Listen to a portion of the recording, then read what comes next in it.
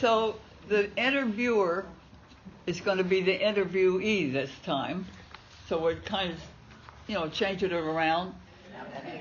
So I want to start this and give a little, introduction. We all know Father Tom, that he has a lot of things to say, and that will make my job either easier or harder. So he has a sense of humor, and those that don't know Father Tom, he writes that Chuckles for the Day in our daily event calendar. So, but wait, there's more. He's the most private, intelligent, and articulate man, and he'll share with us his interests, and there are many, passions, and his dedication to his faith. And so, let's get started. So my first question to you is the basics. Where were you born, raised, etc., schooling, education? Where do I come from, in other words? Yes. Well, I was born in 1942 in Van Nuys, California. My parents got married in 1936 in Aberdeen, South Dakota. And they came out here to Southern California for their honeymoon and stayed. And it took about 6 years for me to come along. My mother did have some fairly serious health problems. They married a little bit late in life, and in fact the inspiring story really is that they fell in love as teenagers, and my mom got quite sick, and they really couldn't marry until she was about 30. My dad waited for her the whole time. So they came out here, and so I was born and raised in Van Nuys, California. Went to St. Elizabeth's School in Van Nuys, and continue asking. Oh, that was quick. What about your education? Well, St. Elizabeth's School, Catholic grade school for 8 years, and then the pastor of the parish, Monsignor Patrick F. O'Dwyer, suggested, along with 2 others, that I try out going to the seminary. I really didn't have that too much in mind. In fact, I think what I really wanted to be was an astronomer. However, I got to the point where I realized that astronomy needed math. It's more than just stargazing.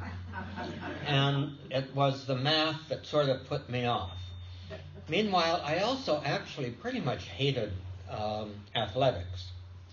So the only other alternative would have been to go for high school to Notre Dame High School in Sherman Oaks, which really, true to its name, prized athletic accomplishment very highly. And like I said, I was put off by that, maybe scared of it. So I didn't, for me, the seminary was kind of an attractive option at that point. And so I went to Queen of Angels Minor Seminary. It was a basic high school, college preparatory high school. It no longer exists. In the Catholic Church, we don't have minor seminaries anymore. But just a little sideline, there were 108 incoming freshman students in 1956 at Queen of Angels Seminary. Of those, 6 eventually were ordained as priests 12 years later. That's me. So Queen of Angels Seminary was a really, really great training ground for good Catholic laymen. And we actually had a class reunion this past week. There were about 8 or 10 of us came. And we had a very, very good time. Some of them I hadn't seen in more than 50 years. and we haven't changed a bit. But one of the things we kind of agreed on is, because most of those who were there did not become priests. And we kind of agreed that we all had a very memorable experience there at Queen of Angels Seminary, and it was something for us to treasure for our lifetime. So that's when you decided to be a priest. I can't say there is a moment when I decided to be a priest. I gave you the reasons why I entered Queen of Angels Minor Seminary for high school, and I would say it was sort of a default process that I never really found a compelling reason to change, to leave. And I'm still here. I don't think I have found a compelling reason to leave. Not yet, anyway. Hold on just 1 second. Maybe that'll get rid of some of the ringing. You have ringing in your ears? No, ringing in the speakers. Oh, okay. I have ringing in my ears. Anyway, Okay. How about Can't turn that one off, sorry. So how about telling us, he is a world traveler. Tell us about some of the places that you've been and what you've done there. Okay, well, I'm not really a world traveler. I've been to a number of places for generally significant reasons. When I was in college, I did spend 2 months touring Europe. That's probably, with another seminarian, that's probably the most, quote, touring that I have ever done. But I was ordained for 4 years. After my first parish, which was Our Lady of Grace in Encino, I was an associate pastor there. I was allowed to go to Rome for 2 years to study liturgy, and so that was quite a good experience. But I was there as a student, not as a tourist. Did I learn much Italian? No, only the basics in order to get by, which was how to order pasta from a menu, and where is the bathroom? Which it comes in the right order. Which is dove il gabinetto. And what was your favorite dish? Spaghetti alla carbonara, which is essentially spaghetti with bacon and egg sauce, and you make it with a raw egg, which back then was probably a little safer than it is now, but I still make it, and I'm still here. So tell us about Turkey. Well, Turkey, okay. We're not talking about the bird. Which we had for lunch. Yeah. Which was very good.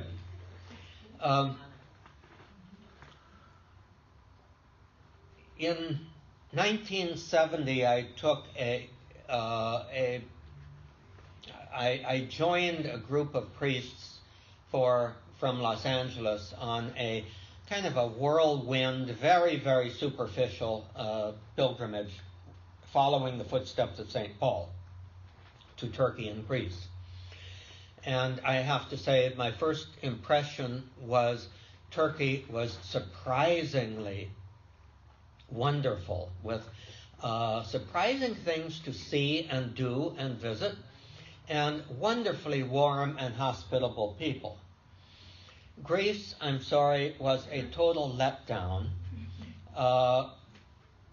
overhyped, and the people did not seem to be terribly warm to either Americans or Catholics, and when you happen to be Catholic and American, that was even multiplied. The Muslims in Turkey actually were very warm to us, both as Americans and particularly as Catholics. We seemed to have a good bond with them. So fast forward about 5 years from there, I was able to do a short sabbatical, and I chose to join a study tour run by Catholic College, Catholic University, which will remain nameless, to Turkey and Greece. They did not call it the Footsteps of St. Paul. They called it Early Christian World Study Tour. And we went not only to the tourist places, the pilgrimage places like, Ephesus and Istanbul and a few of those places that are made famous by St. Paul, but we went fairly far into the interior, to Ankara and Cappadocia. By the way, Ankara would be the area where the Galatians were. Remember the Galatians, St. Paul writing to the Galatians? Just a little side note about that. The Galatians were Irish because they were Celtic. They were Celtic people who had migrated maybe 3 centuries before from Central Europe, and they spread out to the west, eventually to Ireland, and also to the south, eventually at that time, to central Anatolia, which is Turkey. And so Paul's letter to the Galatians, he was actually writing to our Irish brothers and sisters. There's a lot more about that, but I don't want to turn this into a lesson. Well, to make a long story short, you can't help myself. To make a long story short, it was a fabulous experience. This was in 2005. Early Christian World. It opened my eyes to the breadth and depth of what our own heritage as Christians, particularly in the first 5, 6, 7 years of Christianity, it all happened there. It didn't happen in Rome. Rome was actually, during that time, kind of a backwater. It happened around Constantinople and in Turkey, in what we now call Turkey. And it was just fabulous going to the various sites and learning all of those marvelous things. I'll try sometime to put together a presentation or a series of presentations about that, if you like. If not, tell me and I won't. A lot of people think that he is Irish because he has that lilt, like a brogue, but he's not. Tell us about your heritage. Okay, one last sentence about Turkey. I felt that I could do better than what that nameless university did in the way that they handled that tour. I'm sure that's true. So I formulated a pilgrimage, which I led for almost every year until 2013, taking more or less the same route, the same places, but during that time I introduced about 125 people to Turkey on this pilgrimage. So, am I Irish? Do I have any Irish in me? I may have some Irish in me. The DNA testing identifies a little bit of Irish or Celtic DNA in me, possibly somewhere between 5 and 13%. If there is any, I maintain that it came from renegade Irish monks in the Middle Ages, wandering around through central Germany. My heritage is totally German, and the DNA pretty much shows that also. So my parents came from South Dakota. They were migrants the generation before. My grandparents, all of them came from Germany. So if I talk like I'm Irish, it was probably because I've been around Irish priests so much, Right. and I make fun of them, and it stuck. You got caught. I got caught. However, I think really, if you listen to my voice, especially when I'm tired, you may find a little bit of Lawrence Welk lilt in it, because my mother's people were from German Russians. They were Germans, but they were from Russia, as were Lawrence Welk's parents, and so and they came from the same part of the country, South Dakota. So a 1 and a 2. Next. So tell all of us, what is the worst thing, most disappointment that you had in your life? Well, there were probably a couple of them, but they centered around 1 or 2 areas in Catholic life and ministry where I felt very, very strongly called to a certain form of ministry. And after spending a lot of time and effort and even archdiocesan money preparing me and educating me for that, when push came to shove, I was kind of shoved aside for it. And it was really something that I had put my heart into, and then it was sort of flicked aside and given to somebody that I strongly felt was totally unqualified, and who, in my humble estimation, made a mess of it, and who eventually, who will remain nameless, picked up the stakes and left the priesthood. He will remain nameless. Yeah.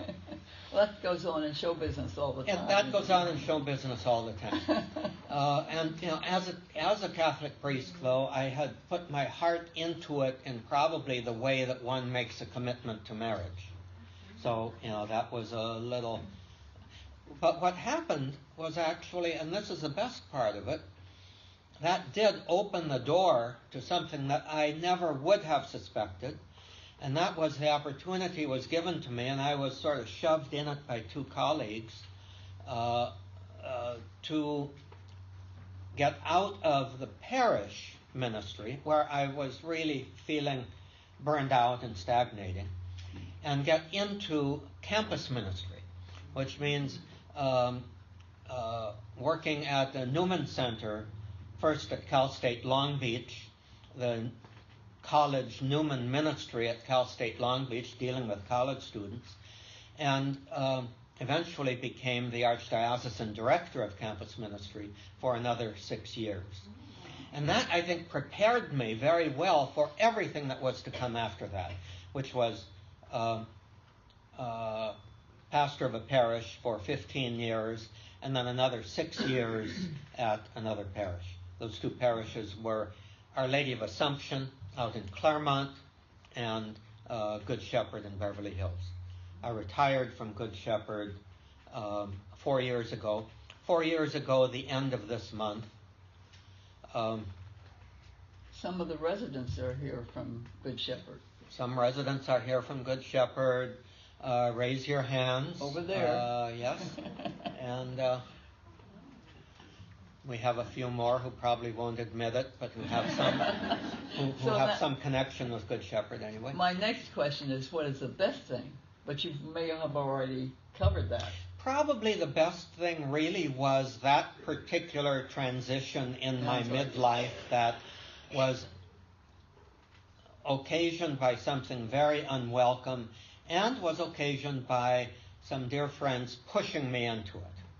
And it just opened up not only opportunities to be in a completely different milieu from a parish, being with not only vibrant young people in college, but which was exciting, but also to be ministering with people who probably had a little bit more of a mindset, dare I say, a little more of a progressive, open mindset than you usually find in the standard church stuff. And I think that I found that to be very refreshing and mind-opening. So, you told me that now you are a freelancer. What does that mean? I'm still trying to figure that out. Thank you very much. People have said to me, you can't retire. You're much too active to retire. Well, first of all, some people really thought I was retiring from being a priest and from doing the stuff that priests do.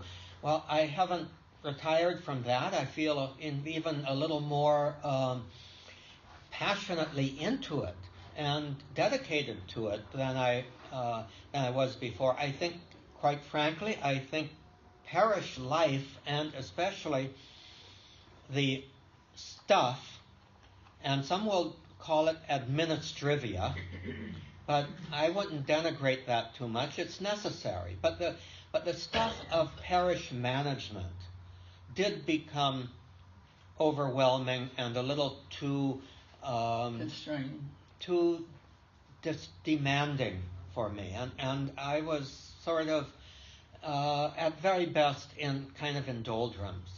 So what I have found is what I was really retiring from was responsibilities that were imposed on me by others, whether that others is the church itself or whether it's the demands and needs of 2,000 people in a parish. But I needed to step aside from having to respond to a set of responsibilities that were not of my own making. And I don't regret having stepped aside from that. I don't regret being in that ministry before either. Everybody has to many people be responsible for things that are not of your own making, right? And many of these people here, probably when they retired, went on and did something that they've always wanted to do. Maybe they didn't get paid as much, but thank God for Social Security. And I was one of them. And my boss says, well, why are you... He took me out for lunch after I had left Fox. And he says, but why are you doing this? It's the same thing you did. I said, because I'm my own boss now. I'm my own boss, and it's just such freedom to decide. Somebody calls you, maybe you're part-time someplace. Somebody calls you and said, could you come today? And I said, no, I have other plans, but I'd be glad to come tomorrow or something like that. I'm my own boss. I decided that, and I think that's what you're imparting. Yes, yeah. However, that's for next week. Uh-oh. No, I'm saying everybody here everybody here has that kind That's of right. story. Everybody has a story, so you ought to step up and get interviewed. Right. Not by me, but by the interviewer here. I do have one more little anecdote about that, because I really probably spent at least since the early 90s preparing for retirement. Even though in the early 90s I was not yet 50 years old, or I was just about 50 years old. But I was prepared. I know some people retire at 50. God bless them. But I was really preparing for retirement in this way. In the early 90s, I took for about 2 years a doctor's degree program in institutional management from Pepperdine. I never got the degree because I was too lazy to do the dissertation. But there were a number of things that really affected me in the coursework, and one professor had everybody in that program, and there were a lot of educators there, and there were also healthcare administrators who were part of that program. But he wanted us to write a career plan. Wherever we were in our career, he wanted us to write a career plan. And so I was wondering, what would I do as a priest? What kind of career plan would I have? And then he said, the way I want you to do this is not start from now and decide what you want to do for the rest of your career. He said, starting from now, look at what you want to do in retirement. And then the rest of your career is going to be your plan of how to get there. So I thought that really, really made sense. So what I really wanted to do in retirement was to be able to find ways on my own of helping and influencing others to become, to make the best of who and what they are, particularly in a spiritual sense. So one of the things that I'm dedicating myself to in my retirement years is I'm available for spiritual direction. And I do have several people who come regularly to see me for spiritual direction. Spiritual direction is basically a sort of a systematic companionship on your spiritual journey. And a lot of people seem to think, well, what's the spiritual journey stuff about? I mean, if you're Catholic, you go to Mass, and when you die, you go to heaven. Well, no, it's not really quite that simple, because this life is given to us to discover always new ways of finding God's presence within our lives. And God wants in this life, not just to reward us in the future, but God wants to be present to us as we are living this life. And so it's always, I think, a joy to be able and to be privileged to kind of walk with people as they are continuing to make that discovery. So that's what I mean by spiritual direction. Are we finished? It's up to you. What else would you like to talk about?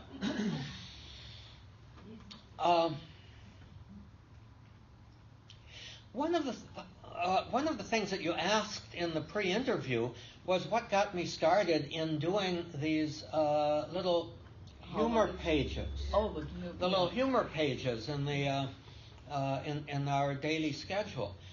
And for one thing, I have always loved to explore just exactly what does a sense of humor mean. Because a sense of humor isn't just telling jokes, nor is a sense of humor, as some people seem to think it, humor at the expense of somebody else. I'm very humorous. I'm always putting somebody down and making fun of them. No, I don't. That can't be it. Humor, in fact, a good sense of humor is first of all laughing at oneself and trying to upbuild the other person and making them look good. That I think is the key to humor. So what was happening here? When I first came, there was some of you remember, there was our daily bulletin was in a trifold. And one sheet of that had jokes on it. And it was Father Jim Coling who was compiling those jokes. And he sometimes got in a little bit of trouble with Sister Philomena over the content of some of those jokes, but that's part of what made it fun. Then, of course, he really sadly went downhill and passed away. And I thought, let me continue his legacy. So the first set was from last year, which I called A Smile to Brighten Your Day. And then the second set, I published that first set actually as a book. There's a copy of it in the library here. I also have it online. The second set is now called The Chuckles, and we're getting up to page 100 of those. So probably when I get close to 200 or so, I'll publish those and start a new series. But I really I admired Jim a great deal, and I really simply wanted to continue and build upon his legacy. So, but maybe when you get to 200, you start back at number 1, because we won't remember the ones that you already. That will be up to Christina. She is free to publish back issues if she keeps them. Is there time for questions? Ask the interviewers. Would anybody like to ask? I have a question. Yes, what is your question? You were talking about your retirement. I think it would be interesting, what inspired you to get online with like your homilies? I think it's very wonderful. You mentioned how helping people in their spiritual life. Could you please kind of add to that? What moved you to do that? The question is, what moved you to help others obtain their spiritual life growth? Well, not quite. What moved me to... Thank you. The question was, what moved me to put my homilies and other things online to preserve them? What moved me to record them? I'd been recording talks and homilies that I've given for many, many years. I have a big, big backlog that I'll have to edit sometime and put up of recorded homilies. It's only for the last 3 or 4 years that I've actually been putting them up online. But what moved me to it was basically the realization that they were so darn good that I really didn't want them to be lost. How's that for humility? The other thing is, I'm basically a fairly lazy person. And I do come up with a lot of things that I really would like to write about in more depth and publish some articles and, publish a book and all of that. That's all stuff I've kind of given up hopes on. But I still talk about those things. And so if in talking about them, I at least save some of those ideas, maybe some day in the future some archaeologist will discover them and say they're not worth anything and delete them. I don't know, whatever. But I just thought, I put some effort into them, and maybe there's a little value to them beyond. Does anybody else have any questions? How did you come to live at Nazareth House? How did I come to live at Nazareth House? There were 2 major influences in my coming to live at Nazareth House. One was that Father Guarini, Roddy Guarini, who was here for many, many years, very active. In fact, he was regularly supplying at Good Shepherd, so I got to know him fairly well from his time at Good Shepherd. He seemed to be flourishing and thriving here in an active retirement. And I really didn't have any other option that I strongly considered one that I would like to do. I really did not want to go back into a parish, in part because I was escaping from parish life. And even a retired priest in a parish is always at the beck and call of somebody insistently ringing the doorbell.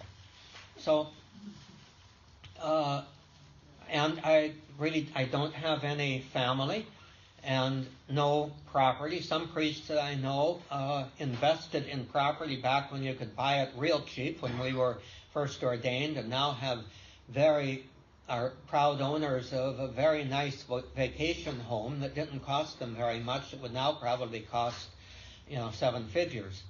But so it was either rent an apartment or come to some place where I didn't have to do things like cook my meals or clean my room or all of the kind of stuff that normal people have to do. Now, that was the first thing. Roddy Guarini he was able to tell me all about it and encourage me. And by the way, Roddy Guarini was my age when he first came here. So, that was kind of an example, too, of coming here in an early retirement. He was 72. I was 72 4 years ago. The other reason was I decided that I really didn't want to, I not only didn't want to have the hassle of home ownership and home upkeep, I didn't want to have the hassle of maintaining a car, of owning and maintaining a car. Because I knew I probably would use it, but I wouldn't drive it that much, and it would be sitting there earning money for the government and for the oil companies. So, and the banks. And the Nazareth house. And Nazareth house, yes. So I decided I did not want to own a car. I do still drive, and if I have access to a car from friends or whatever, I will drive. But the opening of the metro station right down the hill here was a big, big factor, because I knew that as long as I kept myself in fairly good shape, I could easily walk down that hill and make it back up the hill as needed, and pretty much go wherever I wanted to. So, where is it here? One of my really, really prized possessions is the senior discount tap card, which will basically get me almost anywhere for 35 cents. Can you beat that? I have a question from Monsignor Barry. He couldn't be here today, but he was going to ask if you're still doing your services going around to churches after having been a parish priest. I am, but I am not committing myself to any place, and I go, hint, hint, Monsignor Barry, I will tend to favor going where I'm really needed. And one of the places that I go most frequently is St. Bernadette's, because Deacon Jim Carper and I are good friends, and they have fairly, quite often they are in need and don't have any other resources for getting a priest. And it's a very, very easy bus trip down there. Where is it? It's in Baldwin Hills. St. Bernadette's in Baldwin Hills. It's up in the Crenshaw district. Excuse me. When a person retires at 75, is there a department that gives you places to go to interview, like Nazareth House, or do they suggest places, or since you don't have something that you own, or can you go wherever you want? You can go wherever you want, and you're pretty much you're pretty free to arrange your retirement as you want to, or more pertinently, as you can afford. And prior to retirement, they will have an annual seminar for priests who are preparing to retire. So there will be priests going to that retirement seminar maybe several years in a row before they actually do choose to retire. At that, they will give us all the instructions about the legal stuff, the Medicare stuff, the insurance options from the Archdiocese, the pension options. There's a couple of those pension options as well as options for accommodations. But basically, they leave that choice up to us. What do you see in your future? Going to heaven. Well, that's a good answer. How are you getting there? Honey, there's only one way any of us get there. I knew that answer. You want to go on the way you're going now and choosing where you want to? Well, yeah. I'm engaged in an awful lot of things, and reading and writing and posting things actively on the internet, and spiritual direction as people might seek it and ask for it. Like I say, there's several people that I do see regularly. And I also have a spiritual director whom I see every month. And because I go on public transportation, that takes the better part of a day to get up there, which is fine. But one of the things I like about public transportation and want to keep doing as long as I am able to is that it makes it much more relaxed. You know, when I was driving, I would always cut to the very last minute before I'd leave, and then I'd usually be late after fretting for an hour or two on the freeway, and you know, it'd be very anxiety producing. Now I walk down the hill and wait for the metro and get on, and rarely is it crowded. Rarely is it unpleasant. There is also one exercise that I do that I think wards off Alzheimer's, that keeps my brain fairly alert and active, is having to plan trips utilizing the bus schedules. But the online resources like Google Maps, and there's an app called NextBus, and all of those are very, very helpful for doing that. But nonetheless, I have to, sort of plan ahead. Well, there's going to be this transfer needed, and if I don't make it for that bus, I'll have to wait another 20 minutes for that bus, so I better build in 20 extra minutes, that sort of thing. Which is kind of fun. I really enjoy it. Dan? Father, when you were in Turkey, did you visit, did you go to Ephesus to see the Mary's house or something? Did I go to Ephesus when I went to Turkey? I never went to Turkey without going to Ephesus, and never went to Ephesus without going to the house of Blessed Virgin Mary, and never went there without celebrating Mass there. So I celebrated Mass at the same altar that the popes who visited celebrated Mass. Pope John Paul II was there several times. They have an outdoor pavilion where they have the Mass. So I celebrated Mass there several times, and also Pope Benedict XVI. In fact, Pope Benedict XVI called Turkey the Holy Land of the Church.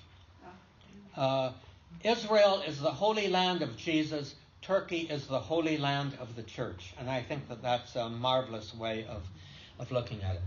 Now, one little thing about that pavilion, that little canopy where the popes celebrated Mass. I was actually there, the last pilgrimage that I led. I was there in a terribly fierce windstorm at the time when that canopy was blown down. Actually, a tree blew down that then took it down. The next time I went, which was not on a pilgrimage for priests, they had rebuilt it. But I actually, I was the one who witnessed the canopy where the popes celebrated Mass at Mary's house being blown down and crushed. You said that the last year you took the pilgrimage was 2015. 2013. 2013. Yeah. But why do you not go anymore? Well, I was hoping to go the next year, could not build up enough interest. It was that time when the troubles in Syria were beginning. And I was kind of hoping that would all resolve itself within a year or so, when people might be interested in going again. But obviously that all has gotten more and more difficult. Yeah. Meanwhile, I still don't think that Turkey is particularly dangerous unless you are a journalist, in which case it can be very dangerous, or associated in some way with the movement which the President Erdogan falsely accuses as being a terrorist group, namely the Gulen movement, and I can't go into that. Well, I was associated with them at one point. So it's not impossible that my name could be on a list that would come up on the computer when I presented my passport at the airport. You might still be there. I might still be there and probably incommunicado in a jail. Mm-hmm. Yeah. Well, that takes care of going to Turkey. Always say Mass in Latin? I never actually said Mass in Latin except on a couple of occasions by special request. Because when I was in boarding school, Mass was always in Latin, and it was later that they put it into the language of your... Yeah, well, they started actually putting it in the vernacular around 1965, and I was ordained in 1968. The pastor of my parish he badly wanted me to say my first Mass in Latin, and I told him, I respect you as my pastor, but no, I'm not going to obey you. But, for many years afterwards, during the Mass, I was answering in Latin, not when it was already changed to different languages. But somehow I kept my Latin to reply. Well, it's fine if you understand it, and if you can participate in it. Many people, no, I'm not even going to go there. I'm not going to go there. But, we overthrew Latin a little bit too much in the popular mentality. I think we should have preserved more elements in Latin. That would have been helpful. After all, we keep cherished, how do I want to put it? We keep cherished keepsakes from our grandparents' past in special places in our house, but that doesn't mean that we have to go outside to go to the toilet. No, we do still use modern plumbing and modern heating and air conditioning in our houses too. So anyway. Do you have an idea of how many marriages and baptisms you've officiated? You will have to do the math. Up until I retired, I was ordained, let's say I was ordained for 50 years. 10 of those or so, I was in ministries where I didn't do too many of them, but did a few. So for the 40 years that I was actively in parish ministries, I probably did roughly a wedding every other week. So let me see. No, you just have to do the math. A wedding every other week, so that would be about 25 weddings a year, and maybe about as many funerals, and maybe a few more baptisms than that. So that's about what... Are you still required as a retired priest to say Mass every day as you were when you were a working priest? It has never been an actual... The question was, am I still required to say Mass every day as it was when I was a rookie priest? There's actually no canonical or legal requirement that a priest has to say Mass every day. We have to pray the divine office every day, say the breviary every day, but to celebrate Mass every day is not a requirement. It's a good practice, but it's not an absolute requirement. And it never was. And any priest who says otherwise, he should know better. I think it's a wonderful thing to celebrate Mass every day, maybe twice, maybe several times if there is a need to. But Mass is not simply one's own personal private devotion. Mass is something that you do in union with the people of God. I think that wraps it up. That wraps it up. Yep. We are getting the symbols. Yeah. Okay. Got the... Thank you very much, Father. And you're welcome. See all the people that came. And thank you to you. Look at all the people that came. Yes, thank They you were all. interested. Thank you very much. And you will all be here next week, right? Yeah. When I am interviewing Peggy, so I will tell you all about her life. He's going to get even. Thank you for coming, everybody.